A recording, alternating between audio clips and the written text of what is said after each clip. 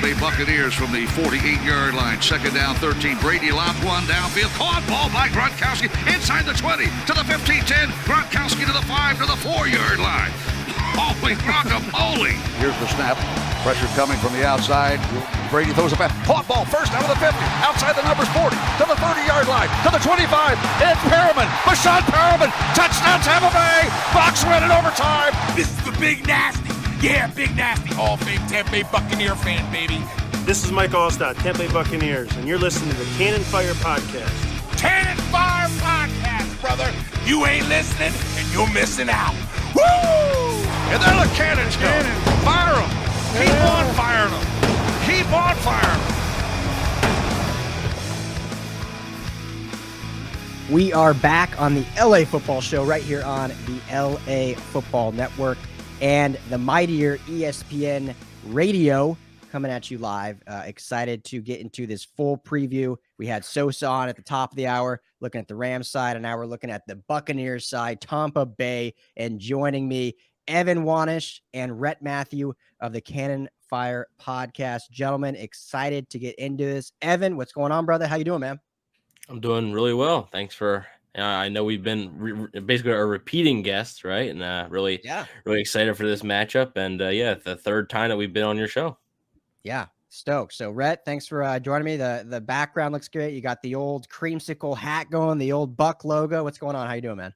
Doing good, man. Excited to talk this weekend's game with you. I mean, so much history in the postseason between these two teams, right? Like the Rams beat the Bucs twice in the NFC Championship. It's been talked about before, the Burt Emanuel catch and everything in between. I mean, all the primetime games that they'd had over the years, Monday Night Football in 2000 when the Bucs got their revenge. I mean, there's just so many classic moments between these two franchises, and hopefully we get a few more on Sunday, right? Yeah, it's good. It's great you bring that up because people forget the history between the two because of recent, there hasn't been a lot, I would say, other than, the two regular season matchups these two teams have had.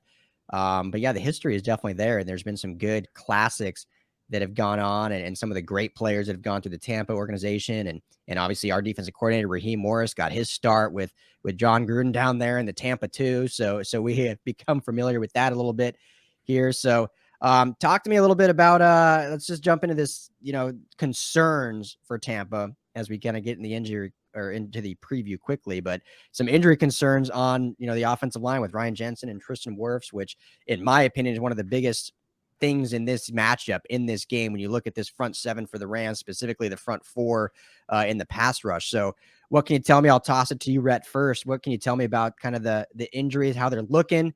If it's looking like these guys will go, just give me some updates there.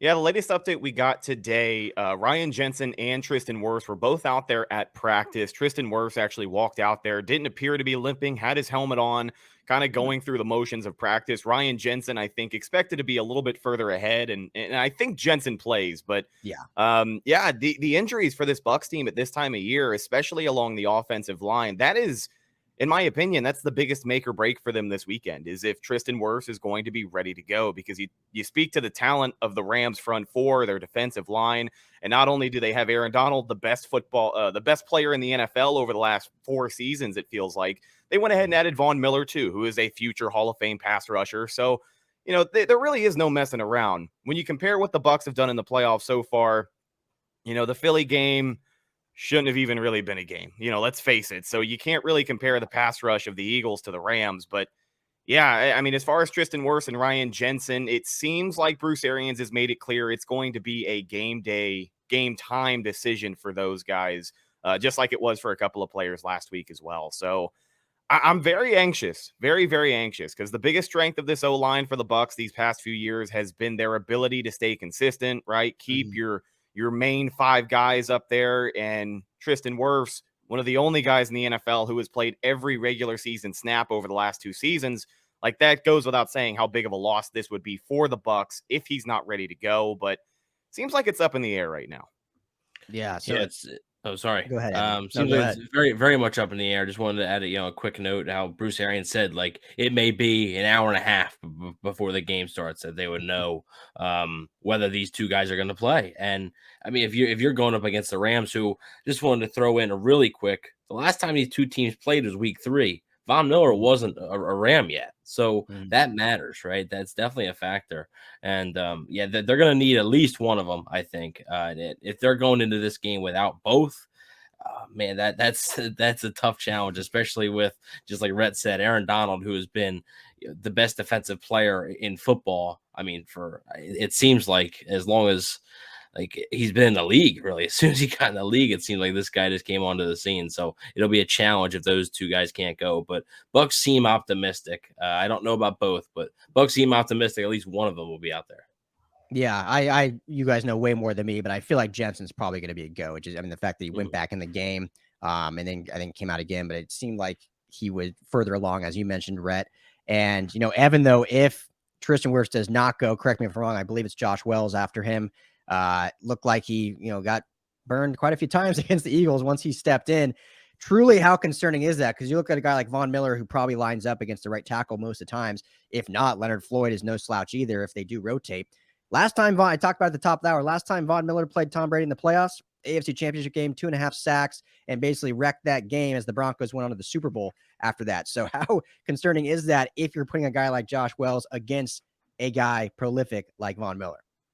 Yeah, I mean, Josh Wells himself is actually dealing with a quad injury. Was able to practice most of this week, so it looks like he will be available if Tristan Wirfs can't go. It does look like it'll be Josh Wells. Bruce Arians actually did mention that had Josh Wells not been able to continue the game versus Philly, that they would have moved right guard Alex Kappa to right tackle, and then they would have had Aaron Stinney, who is a backup guard, play in his place at right guard. So maybe some shuffling along the offensive line there, depending on how the game goes, I think, too. But yeah, it'll be a challenge for Wells, and he struggled at times. There was times he actually looked decent on Sunday against the Eagles, but there was a few times where Ryan Kerrigan, who has not really had much success this season, really took his lunch money. And Von Miller is a much better player right now than Ryan Kerrigan is. So if Josh Wells plays and Tristan Wirfs can't go, Josh Wells is definitely going to have to be on his P's and Q's, because like you said,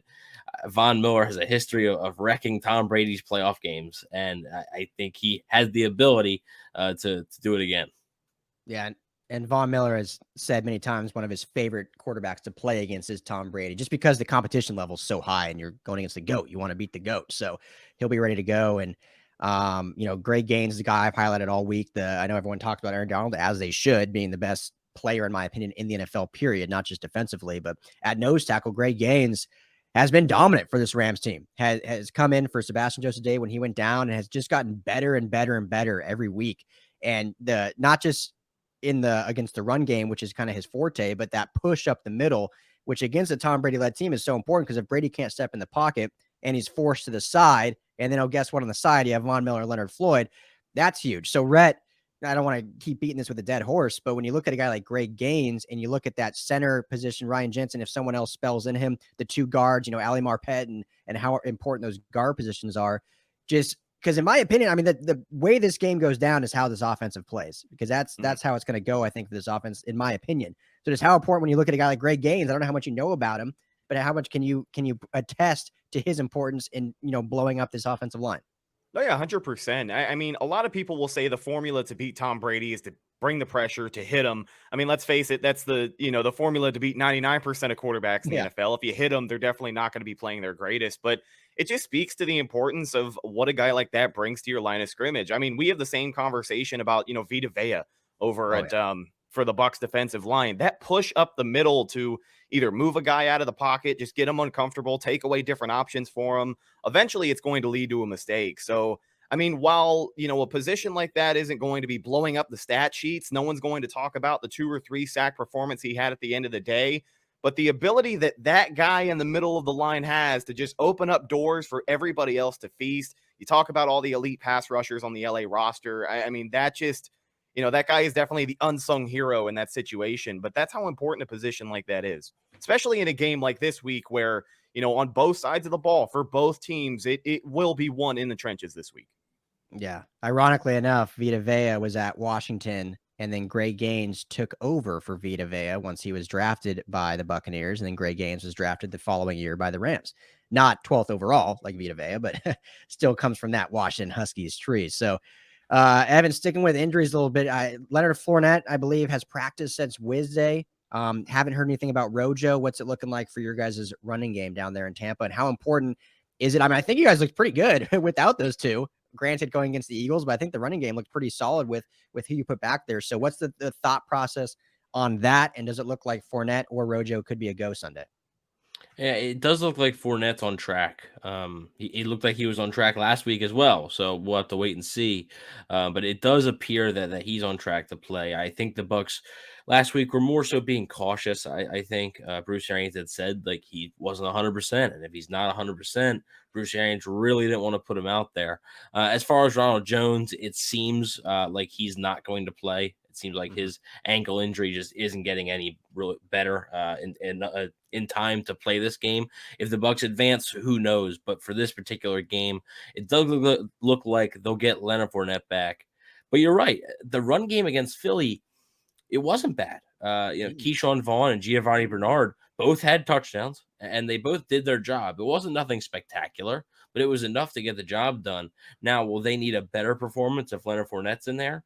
Probably, because this Rams team is a better team than the Eagles. So you're going to need a better performance. I look back to the week 3 matchup. Tom Brady was the Bucs leading rusher. That can't happen. If that happens again, the Bucs are going to lose this football game. So I understand, the Rams are really good at defending the run. They've been good all season. I believe they're PFF's top ranked run defense.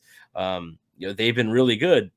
And the Bucs are just going to need to find a way, whether that's Fournette, whether that's Bernard, Vaughn, whoever it may be, even Le'Veon Bell, if they choose to put him in there on some third downs, they're going to have to find a way to get these running backs involved, especially with how shorthanded the Bucs are still at wide receiver. Yeah. So, Rhett, go ahead. Well, I was just going to speak to the shorthandedness at wide receiver. I mean, not only have we talked about the injuries they have, the Antonio Brown meltdown against the Jets, Chris Godwin missing the rest of the season with his injury. They also have another injury this week at the receiver position. Rashad Perryman is dealing with what does he have, Evan? Correct me here really quick. Is it a hamstring? No. It's like a hip injury. Yeah, it's like a torn muscle. Almost. He suffered a torn muscle. So it sounds like Perryman's not going to be able to go either. Bruce Arians had mentioned possibly John Brown stepping in there. Yeah, so the Bucs could, they could either activate John Brown or you still have Surreal Grayson Jr., but this guy missed the first playoffs game because of injury, and he still is out there limited at practice due to a hamstring injury. So the Bucs definitely have a decision to make on their hands, and John Brown being the guy that they just signed to the practice squad, he's been on the team for 9 or 10 days at this point, so it'll be interesting to see what they do. I think the deadline to do that is here in a couple of hours, 4 p.m. today, if they want to activate John Brown. Yeah, it's, a team with such talent, but they kind of got banged up at the wrong time, which was the opposite last year. So they got all healthy at the right time. We're catching their stride at the right time. And so if that running game, Rhett, doesn't get going, if the Rams are able to sustain and, play up to their ability with Donald, with Greg Gaines, Ernest Jones just got designated off the IR for the linebacking position, who's probably our best run linebacker. Traven Howard's more of a sideline-to-sideline guy.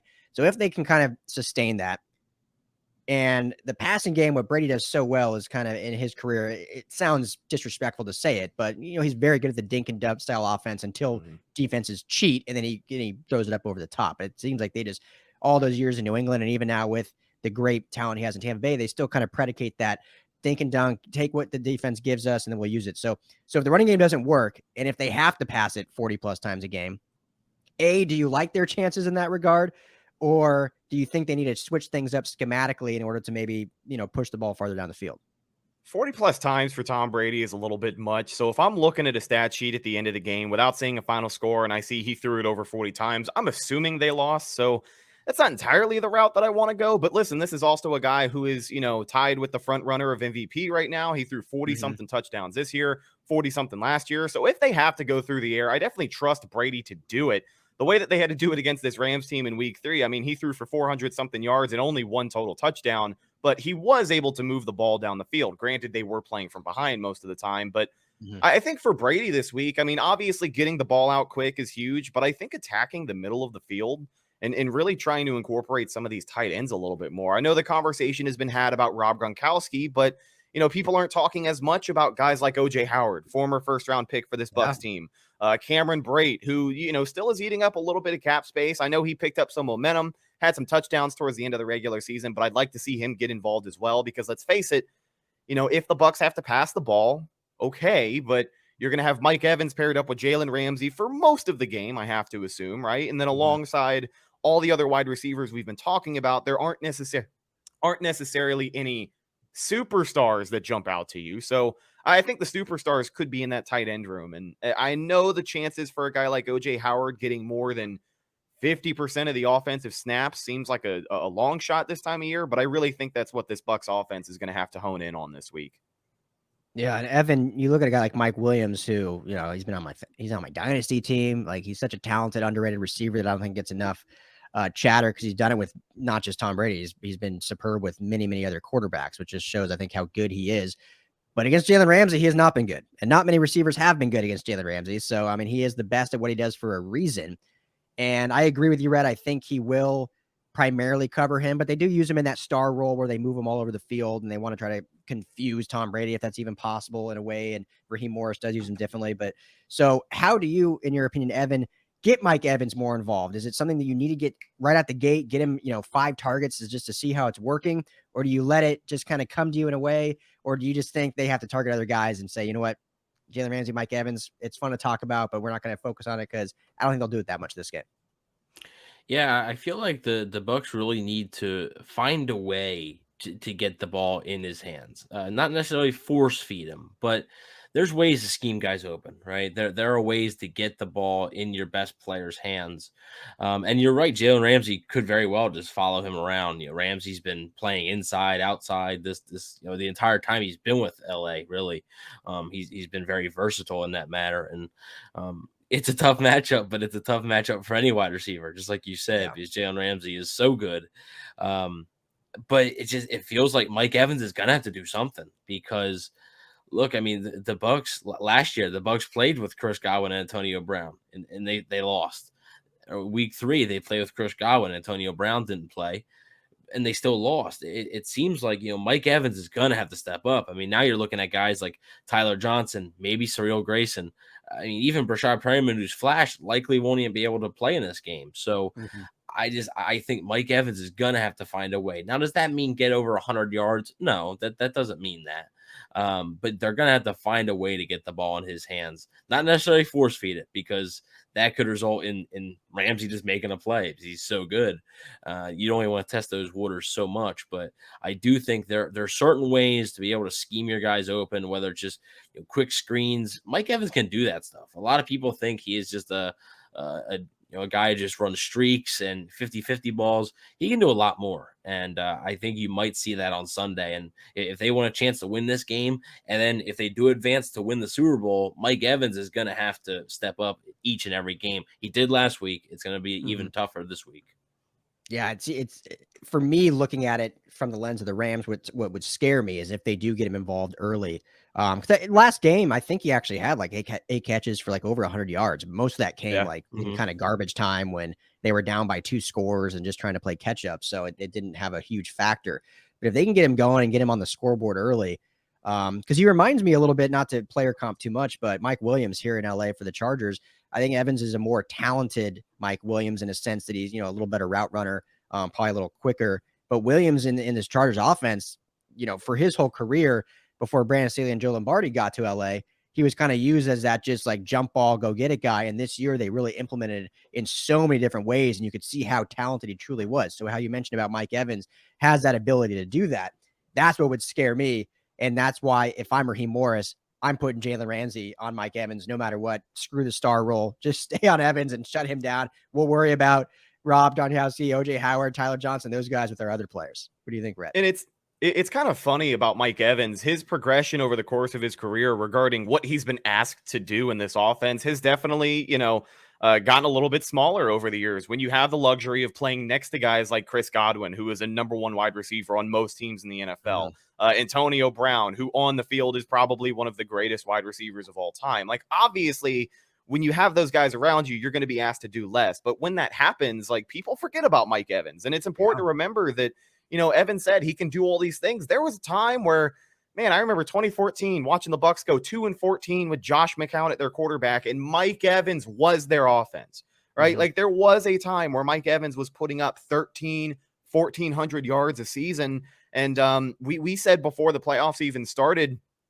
offensively, with the injuries that they have, I mean, the defense playing the way that they have is great, and I'm sure we'll talk about them here in a second too. But for the Bucs, you know, what's going to decide how deep they go on this playoff run is how much Mike Evans can just step up and be that guy. Because when you are a number one wide receiver in the NFL, no one really cares when you're playing against Jalen Ramsey. You know what I mean? Like you still have to go out there, find ways to produce. And I hope Mike Evans is able to do that this Sunday. It's going to be tough, but he's definitely been producing a little bit more given the injuries around him and the rest of that receiver room.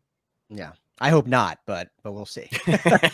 It's crazy to me, guys, that Mike Evans has never had a season under 1,000 yards receiving. That is insane. Yeah. He does not get talked about enough as an elite receiver in this game.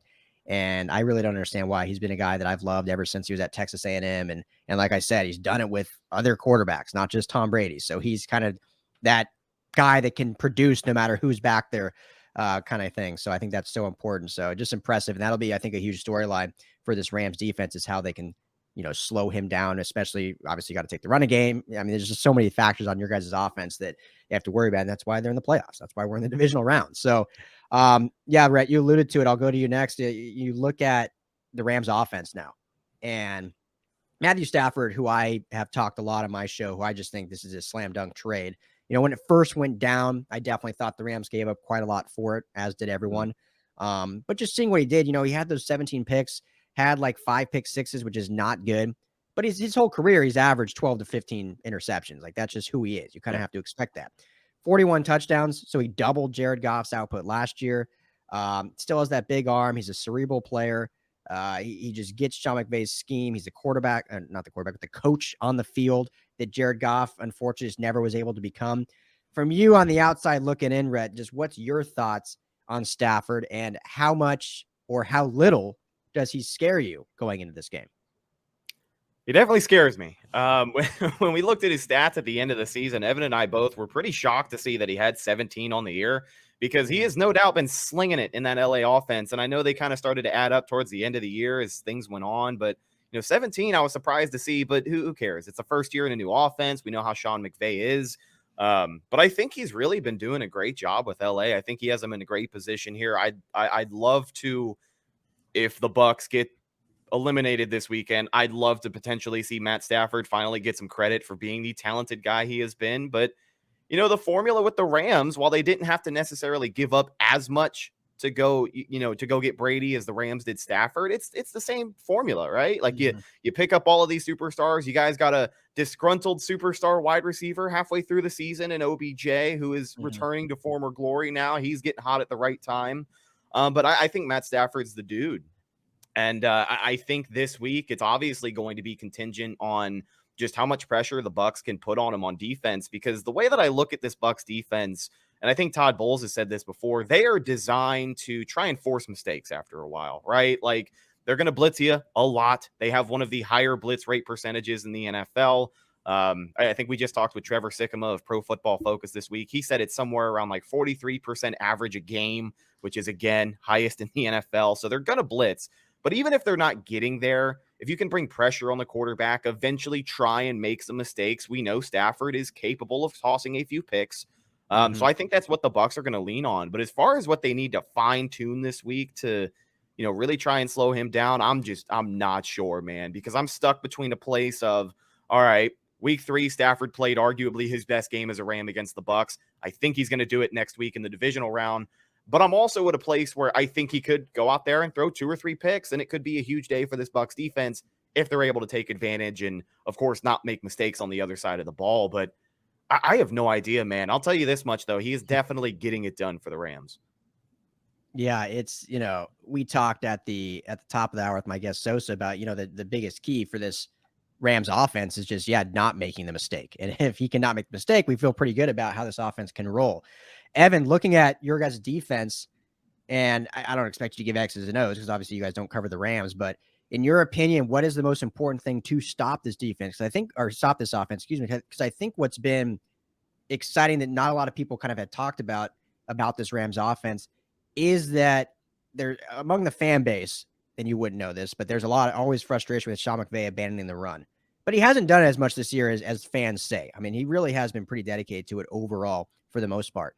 But I think what makes this offense so dangerous is they can beat you and do different things week to week. So, for instance, just looking at the first Bucs matchup, Matthew Stafford threw the ball 38 times.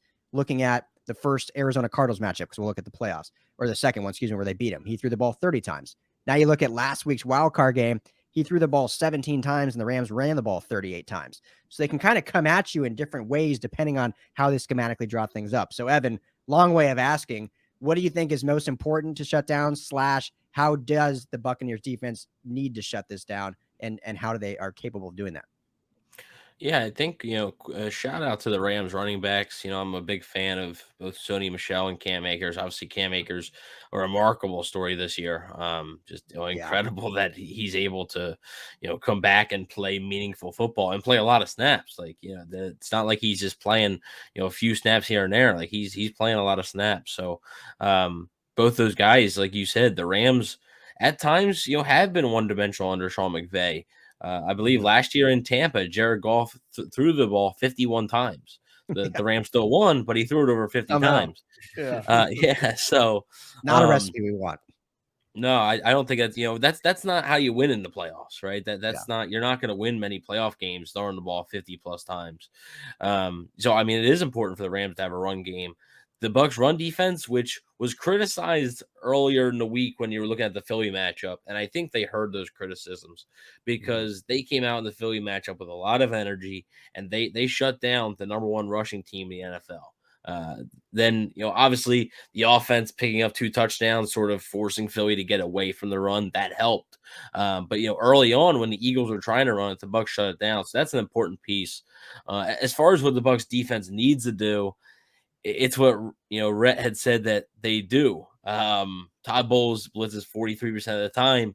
You can't do that. I believe last week, Trevor actually corrected me. I didn't think the Bucs blitzed Jalen Hurts that much.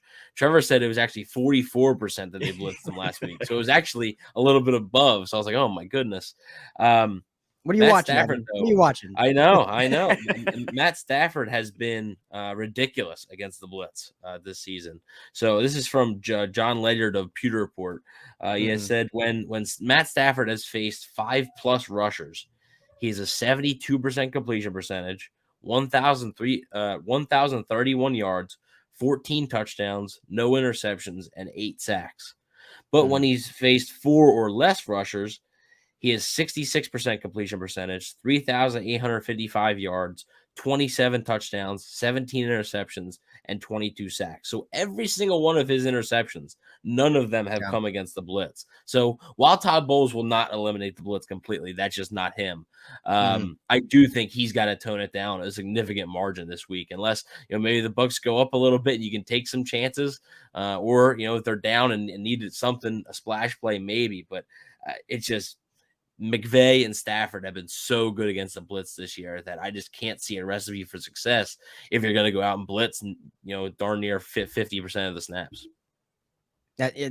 Such a good point, Evan. I'm glad you bring it up because I don't think it gets talked about enough with Matthew Stafford.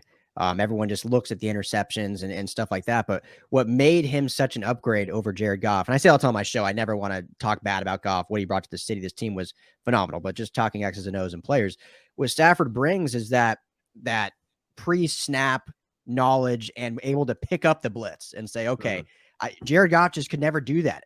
Last year against Miami, I don't know if you guys remember that game at all, but he had 4 turnovers, 2 fumbles, 2 picks, and all of them were against cover zeros where it was clear what was going to happen, and he just didn't pick it up and just sat back there in a 5-set drop, whereas Stafford is so much better at picking that up. Where he gets in trouble almost is when he has too much time, and then he's like, all right, well, I don't want to just take a 1-yard run here. I want to force something. And so I think the blitz is dangerous. And so that will be interesting to see how Todd Bowles dials that up and what he does. And Rhett, looking at that further for us Rams fans that don't really know the Bucs, what is the biggest strength of this Buccaneers defense? And what is the biggest weakness? Could be a whole system of it or a specific player. Truthfully, I mean, when I look at the biggest strength of this defense, I look at the linebacker core. Evan's answer might be a little different than mine, but I think when Levante David and Devin White are both playing at the ability we know they can, exactly what happens against Philly. Levante David might not have been 100%. He wasn't running as fast as he was out there, but that's okay because number 45 was making up for it. Devin White in particular, he's been in the hot seat this season. I think fans were a little bit underwhelmed with his production in 2021. I mean, you look at his season last year, the dude had almost 10 sacks from the linebacker position. Like, that's pretty wild. So for him to only get, I think, 3 this year, and he had maybe 10 less tackles on the year, people were upset by that because that's just not the player he defined himself as being. But since the playoffs have come on, man, he's another one of those guys who has heard the criticisms and he has turned it on. But I think our defense revolves around them. I mean, when defending the pass, it's all about what those guys let go by them. If it's a short 5-yard route to Cooper Kupp, 9 times out of 10, unless the DB is right on top of him, Levante David's going to be the guy you want to make that tackle. Because if it goes any further and you got to rely on those DBs, that's when a 5-yard gain turns into a 10, 15, 20-yard gain, which the Bucs have been more than guilty of giving up this year as well. But when I look at the strengths, I think it is this linebacker core. I think it starts and ends with them, truthfully, especially when they are on it. Levante David being back is so valuable to this team. And I think the easy answer here to say their big weakness is their secondary, but they are playing healthy at the secondary for the first time in a very, very long time. I think this is the first time all season the Bucs have had just about every starting DB back on the roster. So between Carlton Davis, Mike Edwards, Jamel Dean, who was a little iffy this week, but I think he's going to give it a go. And whoever else they have back there. I know it's a weakness for this team, but those guys have been stepping it up a little bit too. I'm curious to hear what Evan thinks, though. Yeah. Go ahead, Evan. And I'll phrase it to you also. Answer it fully, but then I'll phrase it to you to follow up. Who is a player, with Cooper Kupp, Van Jefferson, Odell Beckham Jr., Tyler Higbee, all these guys, who is a player that the Rams should go after and target, and then who should they stay away from? So that'll be kind of the follow-up on your full answer. Yeah, so I think the strength of this defense is still the linebackers when they're on, right? But when they're off, that's when this defense really unravels. If Levante David, go ahead, Rhett. Well, I was just going to say that's when the run defense unraveled this year, is when Levante David missed all those games and Devin White couldn't do it by himself. Yeah. So the linebackers, specifically in coverage, Devin White's strength is definitely not a coverage linebacker. That's more Levante David. Devin White's just the guy who you just want running straight line to the ball carrier. You don't want him playing in coverage too long. So that'll be important. But I do think that, the strength, when those two guys are on, this defense, it brings another level. And weakness, I'm going to put a little bit of like an asterisk next to it. But the defensive line, they're not healthy. They're not 100% healthy. Shaq Barrett's playing through an injury. Jason Pierre-Paul has been playing through a torn rotator cuff pretty much half this season. So both of those guys aren't very healthy.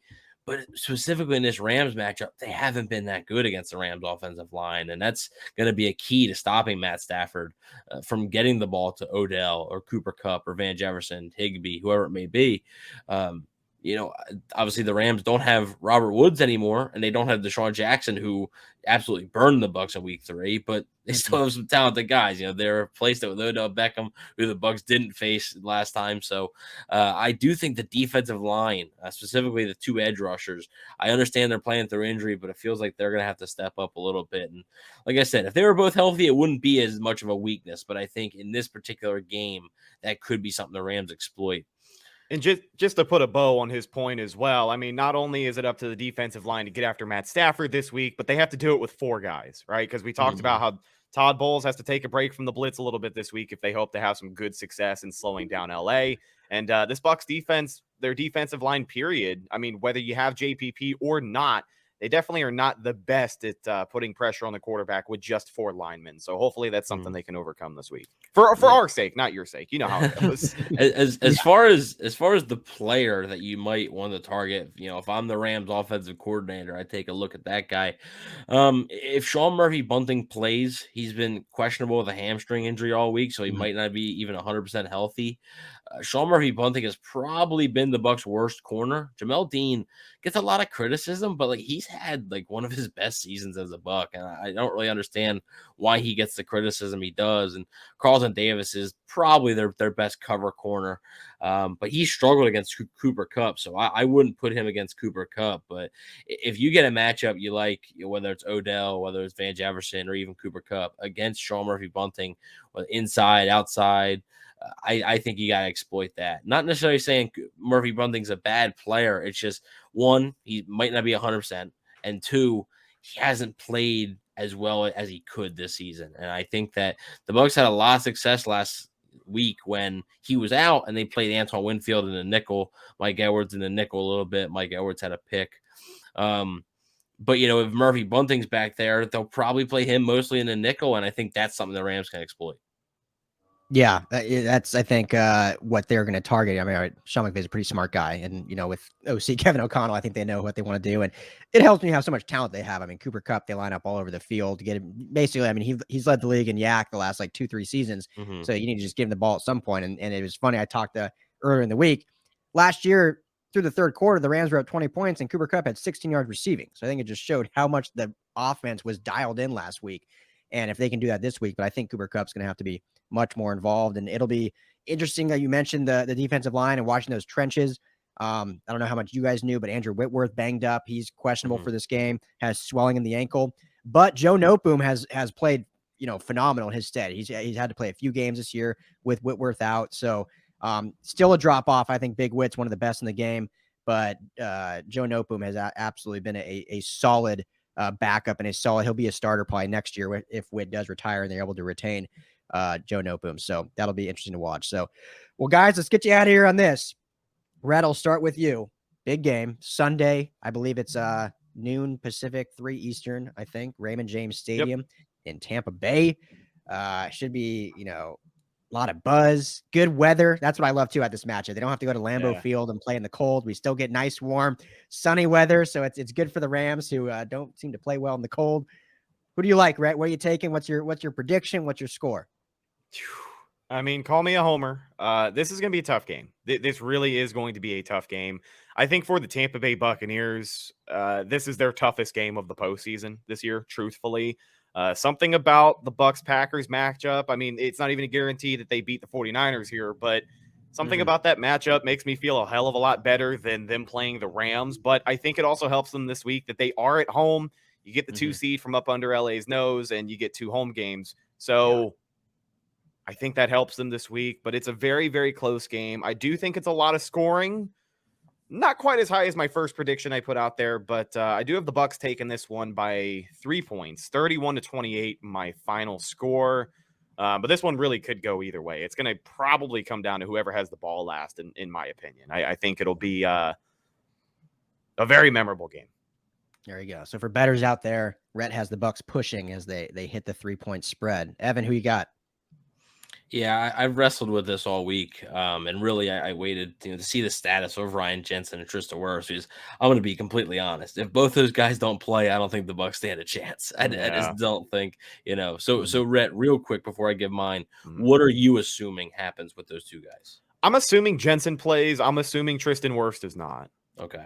Yeah. I think that's the way I'm leaning as well. I think they're hoping to just get out of this, and Wirfs will be back next week. But I do think Jensen will play, and Wirfs probably won't. So Josh Wells, and like I said, if both those guys don't play, I don't think the Bucs stand a chance. But if one of them do, I do think the Bucs can. There are ways, right, that you can try and neutralize those pass rushers. Rob Gronkowski, you can put him on Wells' side, have him maybe chip Von Miller every now and then, keep an extra back in the pass block as well. Man, I do think it's going to be a close game, and I agree with Rhett. This is probably toughest matchup that the Bucs could ask for. Honestly, I think out of all the matchups in the NFC, this is probably the team you didn't want to play because they just schematically they match up very well. Sean McVay has owned Todd Bowles, and Tom Brady struggled against the Rams defense the last 2 times he played, but. I'm gonna pick the Bucs just because mostly because they're at home. I think if this game was in LA, I think the Rams would win. But I do think that with the Bucs at home, I think that pushes it a little bit better. They've been a much better team at home than they have been on the road. I think that matters, specifically the defense. The defense has played much better at home than on the road. I think they're able to force, a turnover or two out of Matt Stafford. Matt Stafford in the first game, I believe it was the first quarter, Stafford threw a ball right to Jamel Dean in his hands, and Jamel Dean dropped it. So you got to take advantage of your opportunities there. And Stafford, like you said, Ryan, he's averaged 12 to 15 picks a year. There's an opportunity there. He's going to put the ball. He's going to take some chances maybe. I think the Bucs win. I'm going to say 34-31. I think the Bucs somehow managed to put up 34 points with this banged up offense that they have. I think it's a big day for Rob Gronkowski, and I think Tom Brady rises to the occasion in the divisional round. Yeah. Another push on the 3-point spread. I know. It's going to be such a good game. Anytime you get, a Tom Brady in prime time in the playoffs, it's always fun. I agree with you guys. I love the matchup. I love it for the Rams, though. I think, again, I'd say homer pick too. I said it earlier at the top of the hour. I do like the Rams in this one. It's hard when you cover the team all year to pick against them in the playoffs, right? You don't want to be that guy that picks against them. Regular season, it's okay because whatever. Yeah, you don't want to be that guy, right, Evan? Yeah. Well, so he's referring to me. I did pick the Packers to beat the Bucs in last year's NFC Championship game, so that's what Rhett is referring to there. I'll never forget. Well, once the Bucs did reach the Super Bowl, I did pick the Bucs. I was like, you know what, whatever. So you can't pick against them in the playoffs. This game, I think, is going to be a coin flip. So any prediction, I don't really mind. Yeah, I agree, and it's going to come. I think, just based on injury or health, I think the Rams are probably in a better spot. Still banged up too. I mean, they're missing both their starting safeties. Taylor Rapp still in the concussion protocol, but we saw how well. We didn't even talk about Eric Weddle, but he played pretty well off the couch. Nick Scott played great. Terrell Burgess played great. They're getting Ernest Jones back, so they're getting a little healthier in some aspects, missing others. So I think overall they're a little healthier. Really comes down to me if Matthew Stafford plays a clean game. If he plays a clean game, I think the Rams win. If he has that detrimental pick six, even an interception, I'm not worried about. If he has a pick six, that's where you run into issues, and he's had 4 of them this season. So, but should be a lot of fun. It's playoff football, baby. Can't wait, gentlemen. Got Evan Wanish at Evan NFL on Twitter. Rhett Matthew at Redicus. Spartan, but not a Buccaneer. That's okay. At Redicus on Twitter, host of the Cannon Fire podcast. Gentlemen, thanks so much for joining me and breaking this down. Appreciate you both. Absolutely, man. And thanks for having us. Yeah, tons of fun as always. Thank you for including myself and my better half this week. Absolutely. Anytime. Good luck this weekend. Enjoy the game, and we'll definitely talk soon. All right. Go Bucs. Tampa Bay Buccaneers from the 48-yard line. Second down, 13. Brady lobs one downfield. Caught ball by Gronkowski.